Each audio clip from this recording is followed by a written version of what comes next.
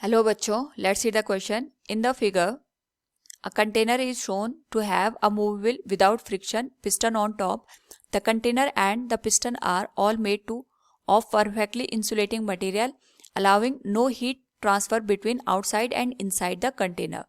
The container is divided into two compartments by a rigid partition made of thermally conducting material that allows slow transfer of heat. The lower compartment of the container is filled with 2 moles of an ideal monoatomic gas at 700 Kelvin, and the upper compartment is filled with 2 moles of an ideal diatomic gas at 400 Kelvin. The heat capacity per mole of ideal gas are Cv equals 3 by 2R, Cp equals 5 by 2R, and those for an ideal diatomic gas is Cv equals 5 by 2R and Cp equals 7 by 2R. Consider the partition of rigidly fixed so that it does not move. When equilibrium is achieved, the final temperature of the gases will be, here we have given 4 options. Now, to answer this question, first we will discuss here the key concept, and here the key concept is condition of thermal equilibrium. तो यहाँ पे अगर हम दो object जिनका temperature different हो एक दूसरे के कांटेक्ट में लेके आते हैं, तो यहाँ पे दोनों के बीच में हीट एक्सचेंज होता है. और तब तक हीट एक्सचेंज होता है जब तक कि हमारे पास यहाँ पे जो लोअर टेम्परेचर की बॉडी अपना टेम्परेचर लूज करके इक्वल ना हो जाए. नाउ यहाँ पे जो हाई टेम्परेचर बॉडी होगी वो हीट को लॉस करती है, और जो लो टेम्परेचर बॉडी होती है वो हीट को गेन करती है. और दोनों में ये जो हीट का एक्सचेंज है तब तक चलता रहता है कि जब तक दोनों एक कॉमन टेम्परेचर पे ना पहुंच जाए. यानी हम कह सकते हैं इस पर्टिकुलर केस में जो हीट गेन होता है that is equal to the heat loss के. तो पहले हम क्वेश्चन को अंडरस्टैंड करते हैं. इस क्वेश्चन में हमारे पास एक कंटेनर दे रखा है.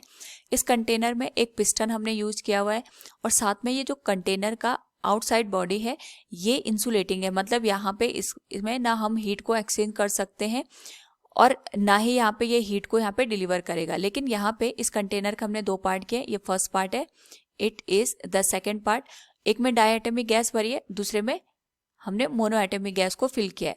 तो यहाँ पे इनके बीच में एक कंडक्टिंग वॉल है जिसके थ्रू यहाँ पे दोनों पे हीट का ट्रांसफर हो रहा है. तो क्वेश्चन में कह रहा है कि लोअर कंपार्टमेंट में हमारे पास यहाँ पे 2 मोल गैस है और ये मोनोएटॉमिक है, यानी यहाँ पे हमने मोनोएटॉमिक गैस का यूज किया है, और अपर पार्ट में हमने यहाँ पे डायएटॉमिक गैस का यूज किया है.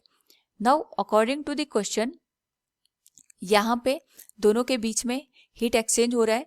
तो हीट एक्सचेंज की वजह से हमें ये बताना है कि जब इक्विलिब्रियम की कंडीशन होगी उस पर्टिकुलर केस में दोनों के बीच का टेम्परेचर क्या होगा.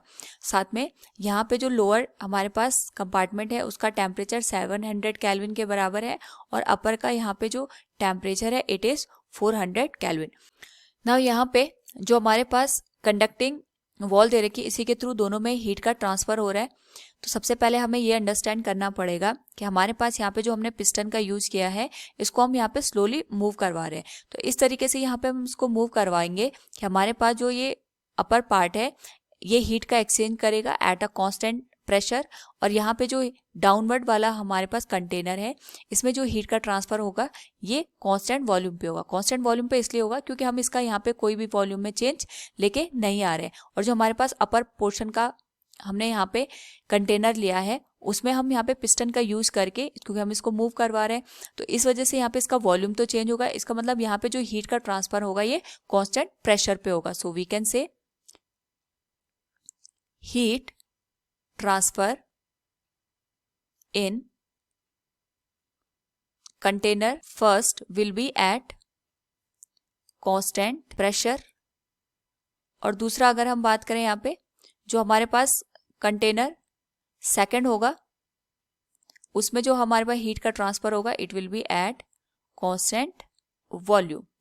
नाउ यहाँ पे क्योंकि कांस्टेंट प्रेशर है और कांस्टेंट वॉल्यूम है हीट का ट्रांसफर हो रहा है, तो सबसे पहले हम ये देखेंगे कि हमारे पास जो 700 केल्विन का कंटेनर है that is the lower portion of the total container.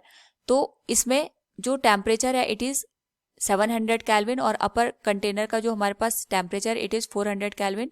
तो हमेशा जो हीट ट्रेवल करती है it is from high temperature to low temperature, यानी जो हमारे पास मोनोएटमिक गैस का कंटेनर है it will loss the heat, and जो हमारे पास डायटमिक गैस है it will gain the heat. So we can say heat loss by monoatomic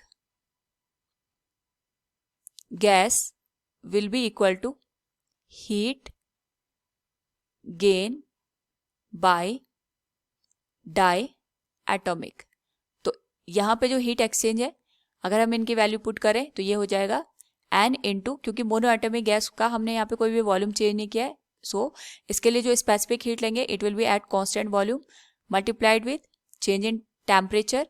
और इसी तरीके से जो डायटमिक है इसमें हमारे पास यहाँ पे कांस्टेंट प्रेशर पे हीट एक्सचेंज होगा, सो इट विल बी, क्योंकि नंबर ऑफ मोल दोनों जगह सेम है तो दोनों की वैल्यू हम सेम रखेंगे, that is an multiplied with Cp, और ये आ जाएगा change in temperature T dash के बराबर. एंड से एन कैंसिल हो जाएगा. जो मोनो एटोमिक गैस है उसके लिए जो Cv की वैल्यू होती है इट इज 3R/2 के. चेंज इन टेम्परेचर इसका 700 केल्विन से हम मान के चलते हैं T के बराबर पहुंच गया. और Cp for diatomic gas is given as 7R/2. इसके करस्पॉन्डिंग जो हमारे पास टेम्परेचर है इसका टेम्परेचर राइज करेगा क्योंकि हीट को गेन कर रहे हैं, तो फाइनल टेम्परेचर T के बराबर हो जाएगा और इनिशियल 400 केल्विन के बराबर. तो सिमिलर टर्म कैंसिल हो जाएंगे यहाँ पे, so it will be 2100 kelvin minus 3T will be equal to 70 minus 2800 kelvin के. तो यहाँ से we can write 10T will be equal to 4900 kelvin के. तो 0 से 0 कैंसिल हो जाएगा. जो टेम्परेचर की वैल्यू आएगी that it will be the common temperature for the both the container, it will be 490 kelvin. So from the given question we can say the final temperature of the gases will be 490 kelvin. Option 4 will be the correct one. Hope all you understood it. Thank you and best of luck.